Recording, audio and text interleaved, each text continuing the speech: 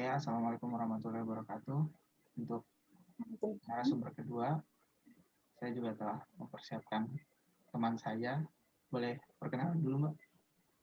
Oh ya, perkenalkan nama saya Azimatul Rodia dari SM mahasiswa DKV Universitas Brawijaya.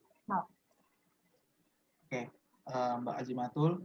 Jadi formatnya nanti saya kasih 3 pertanyaan, lalu pada sesi akhir Mbak mengutarakan opininya Mbak mengenai kenapa sih generasi muda saat ini banyak yang melupakan jasa pahlawan atau bahkan tidak tahu nama-nama pahlawan. Oke, untuk 3 pertanyaannya multiple choice, nggak usah takut, ini gampang semua kok. Insya Allah bisa. Oke. Oke, untuk pertanyaan pertama. Dari pilihan berikut, siapakah nama-nama golongan tua yang diasingkan ke Rengas Dengklok? A. Insinyur Soekarno dan Muhammad Yamin. B. Muhammad Hatta dan Insinyur Soekarno. C. Muhammad Yamin dan Muhammad Hatta. D. Dr. Supomo dan Insinyur Soekarno. B. Muhammad Hatta dan Insinyur Soekarno. Oke, jawabannya benar. Terus untuk pertanyaan kedua, siapakah yang menjahit bendera merah putih pada saat kemerdekaan? A. Sayuti Melik. B. Fatmawati. C. Ratnasari Dewi. D. Soekarno. B. Fatmawati. Betul, Fatmawati jawabannya. Oke, untuk pertanyaan terakhir, ini gampang juga. Di manakah tempat pembacaan naskah proklamasi? A. Jalan Pegangsaan Timur nomor 54. B. Pegangsaan Timur nomor 55. C. Pegangsaan Timur nomor 56. D. Pegangsaan Timur nomor 57. C. Pegangsaan Timur nomor 56. Oke, benar lagi jawabannya. Oke, Mbak Azimatul. Jadi gimana sih menurut Mbak Azimatul, kenapa generasi muda saat ini banyak yang nggak tahu tentang sejarah nasional atau tentang kepahlawanan? Atau Mbak Azimatul juga bisa ngasih solusinya gimana sih untuk kedepannya? Menurut saya, pendapat saya itu kenapa anak muda jadi kurang bisa mengetahui apa saja sejarah yang terjadi di Indonesia itu mungkin masalah yang pertama itu dari sekolahnya ya, karena biasanya sekolah kan hafalkan tahun terjadinya bla bla bla, hafalkan tempat terjadinya bla bla bla gitu kan, nggak lebih ke apa maknanya yang terjadi dari kejadian itu gitu, lebih kayak gitu. Terus sekolah sendiri mungkin dalam penyampaian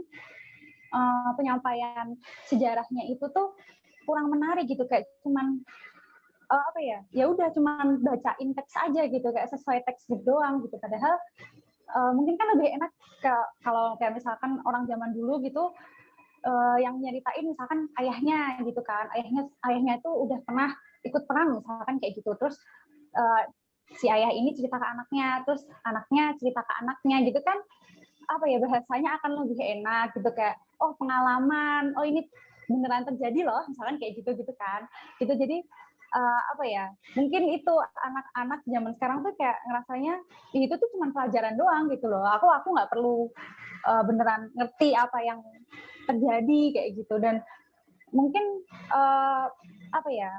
anak-anak zaman sekarang itu mungkin ngerasanya itu kan udah terjadi di masa lalu gitu, padahal kan sejarah itu tuh bisa aja itu mengulang gitu loh, sejarah itu selalu repeating itself gitu kan. Jadi kita harusnya tuh itu tuh dipakai terus gitu loh, diingat-ingat terus kayak gitu. Cuman ya itu mungkin ngerasanya kayak aku itu nggak penting gitu tuh, itu udah terjadi sejak lama kayak gitu. Terus kalau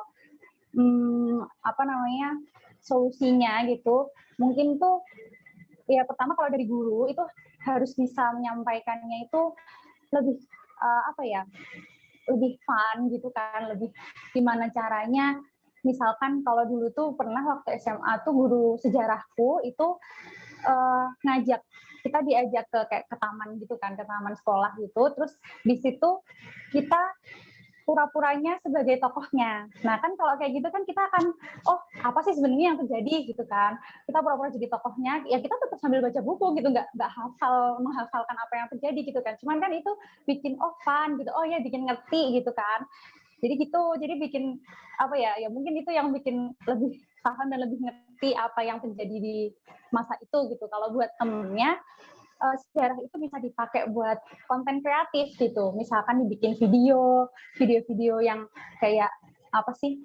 Apa ya itu kalau di YouTube tuh ada yang kok bisa atau apa itu loh.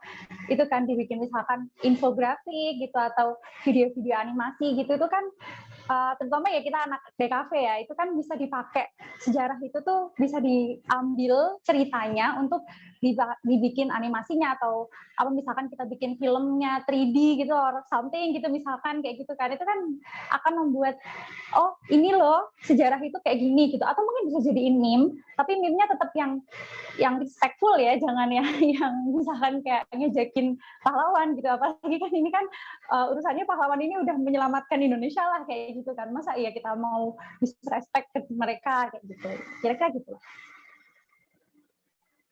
Oke, jadi menurutnya Mbak Azimatul apa namanya yang harus dibenahi itu berarti cara mengajar guru-guru di sekolah, Ya. cara belajarnya. Baik, opininya menarik juga, bagus juga, saya apresiasi. Baik, itulah sesi wawancara untuk narasumber kedua ini. Saya ucapkan terima kasih untuk Mbak Azimatul atas waktunya. Mohon maaf juga sudah mengganggu waktunya malam-malam. Baik, sekian dari saya. Wassalamualaikum warahmatullahi wabarakatuh. Waalaikumsalam warahmatullahi wabarakatuh.